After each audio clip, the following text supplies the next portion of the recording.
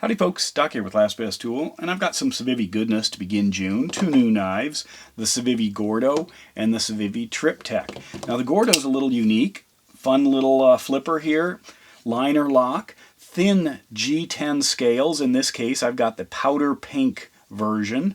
It's got a tip down right hand carry here, non-reversible pocket clip, two powerful standouts right there, and obviously kind of a unique thumb choil is what I'm going to call that up there. This is a Peter Carey design, and Peter Carey is known for making just beautiful artisan knives. This for Civivi coming in at a street price of about $55 with its D2 steel blade. Hollow grind is kind of neat. To me, that seems like a bargain. Now, the thumb choil, sometimes these things are combined with a finger choil. I don't think this one is. This is a little sharp right up here, which often means it's just a sharpening choil and not a finger choil. And then this thumb position right here just makes this a very powerful knife. Plenty of thickness in this. 2.5 inch blade, 6.3 inch overall length, and the whole knife weighs a little under 3 ounces. Obviously very thin G10 and very thin. They call these powder gray stainless steel skeletonized liners. Just nice expression. Now, this is another one. This is the Anaki, and I showed this because of the beautiful design. The scale is one piece. They just machined it to look like it's an overlay. But it also has what I'm calling a thumb choil, and this is definitely a sharpening choil here. But you could, if you're careful, pull back on it a little bit. Usually you're invited to use the little sharpening choil area as a thumb or as a finger choil if it's expressed into the handle, like this Ken Onion Jr. Krabby. This is just saying, yeah, use it. That's what it's for, and it's not quite as sharp. Sometimes they don't sharpen them all the way to the end. Sometimes it's geometry, and sometimes they detune it right there. But if you compare it to some of the others, this one is sharp right up to the edge. So you might get a little nick if you're pushing around because your finger is going to bleed over, bleed in a couple of different ways over onto that blade. But fun little knife here. Another one they've got is this, they're calling the Triptych. And this one is a spear point blade using kind of their classic house steel, the 14C28N. The weight of this thing's about 3.4 ounces, a little under that. Overall length 6.9 inches, and then the blade length just a hair under 3 inches.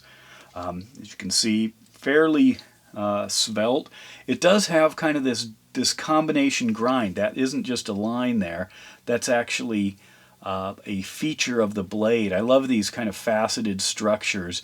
So you can see it's not a full swedge by any means, but there is some tapering, more for art than, as far as I can tell, than strength or weight reduction.